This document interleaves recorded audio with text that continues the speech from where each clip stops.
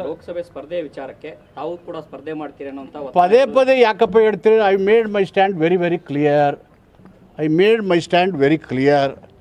I am not an contender ಅಂತ ನಾನು ನಿಲ್ಲಲ್ಲ ಅಂತ ಹೇಳಿದ್ರು. ಪದೇ ಪದೇ ಯಾಕ್ರೆ ಕೇಳ್ತೀರಿ? Why are asking time and again the same question? Sir, ಈಗ ಇನ್ನೊಂದು ಸರ್ ಪ್ರಶ್ನೆ, ಈಗ ಬಹುಸಂಖ್ಯಾತರು ರಾಜ್ಯದಲ್ಲಿ ಹೆಚ್ಚಾಗಿದ್ದಾರೆ ಅನ್ನುವಂಥದ್ದು ಮತ್ತು ಈಗ ಜಾತಿ ಗಣತಿಯಲ್ಲಿ ಕೂಡ ಸ್ಪಷ್ಟನೆ ಸಿಗುವಂಥ ಸಾಧ್ಯತೆ ಇದೆ. ಹೆಚ್ಚಿನ ಸ್ಥಾನಗಳು ಅಂದರೆ ಮೀಸಲು ಕ್ಷೇತ್ರಗಳನ್ನು ಬಿಟ್ಟು ಹೆಚ್ಚಿನ ಸ್ಥಾನಗಳನ್ನು ಕೇಳುವಂಥ ಸಾಧ್ಯತೆ ಏನಾದರೂ ಇದೆಯಾ ಸರ್? ಅದು ಪಾರ್ಟಿ ಡಿಸೈಡ್ ಮಾಡಬೇಕು. ಪಾರ್ಟಿ ಡಿಸೈಡ್ ಮಾಡಿ ಸಂತೋಷ ಅಲ್ವಾ? ನಾಯಕರು ನೀವು ಕೇಳ್ತೀರಾ ಅಂತ? ಸಂತೋಷ. ನೀವು ಡಿಮಾಂಡ್ ಅಲ್ಲಿ ಆ ಥರದ ಅಭ್ಯರ್ಥಿಗಳು ಬೇಕಾದಷ್ಟಿದ್ದಾರೆ. ಪಕ್ಷ ಅದನ್ನು ತೀರ್ಮಾನ ಮಾಡುತ್ತಲ್ಲ. ನಾವಂತೂ ಆ ಥರ ಕೊಡಿ ಅಂತ ಏನು ಕೇಳೋಕ್ಕೆ ಹೋಗಿಲ್ಲ. There are examples. ಇವಾಗ ನಮ್ಮ ರಂಗನಾಥ್ ಸಾಹೇಬ್ರಿದ್ರು, ಜನರಲ್ ಗೆಲ್ತಾರೆ. ಈಗ ಎಸ್ ಟಿ ಇದ್ದಾರೆ, ನಮ್ಮ ರಾಜಣ್ಣ ಇದ್ದಾರೆ, ಜನರಲ್ ಗೆಲ್ತಾರೆ.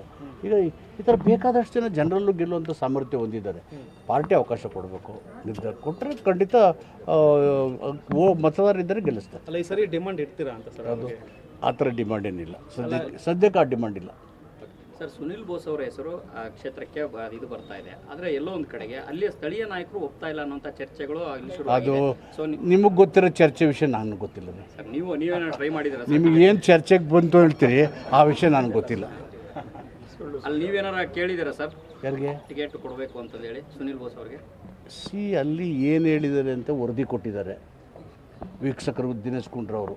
ಅವ್ರು ಕೇಳ್ಬಿಟ್ರೆ ಒಳ್ಳೇದು. ಅಲ್ಲ, ನೀವು ಏನಾದ್ರು ಪ್ರಯತ್ನ ಮಾಡಿ, ನೀವು ಅವ್ರು ಕೇಳ್ಬಿಟ್ರೆ ಒಳ್ಳೇದು.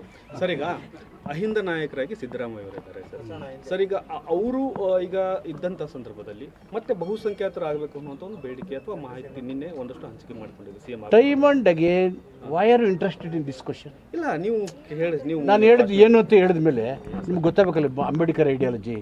when I am telling this, why are time and again putting the same question? I have never said. ನಾನು ಹೇಳಿದ ಸಿದ್ಧಾಂತನೇ ಬೇರೆ, ನಿಮ್ಮ ತಲೆಯೊಳಗೆ ಹೊರಲಾಡ್ತಿರೋ ಸಿದ್ಧಾಂತನೇ ಬೇರೆ. ಗೊತ್ತಾಯ್ತಾ? ಹೌದು, ಅದನ್ನೇ ಮಾಡಿದ್ನಲ್ಲಪ್ಪ. ಈಗ what ever Baba Saheb Ambedkar side, ಆ ಐಡಿಯಾಲಜಿ ಮಾತಾಡಿದ್ದೀನಿ ನಾನು. ನೀವು ಪ್ರಶ್ನವರು ಅರ್ಥ ಮಾಡಿ ಅಂದ್ರೆ ಏನರ್ಥ? ನಮಗೆ ಅರ್ಥ ಮಾಡಿ ಕಣ್ ತೆರೆಸ್ಬೇಕಾದವ್ರು ನೀವು. ಡೈರೆಕ್ಟಾಗಿ ಸರ್, ದಲಿತ ಸಿಎಂ ಕೂಗನ್ನ ಡೈರೆಕ್ಟಾಗಿ ಕೇಳ್ತಾ ಇದ್ದೀರಾ? You are very interested in this issue rather than development issue. ನೀವೆಲ್ಲ ಸೇರಿ ಮಾಡ್ರಪ್ಪ, ಸಂತೋಷ. ಕೊಡ್ಸ್ರಪ್ಪ ನನಗೆ, ನೀವೆಲ್ಲ ಸೇರಿ ಕೊಡಿಸಿ. ನೋಡಪ್ಪ, ಆಗೋ ಮಾತನ್ನ ಹೇಳಿ, ಇಲ್ದಿರಂತ ಕೇಳಬೇಡಿ. ಆಗಂತದ್ದು ಹೇಳಿ.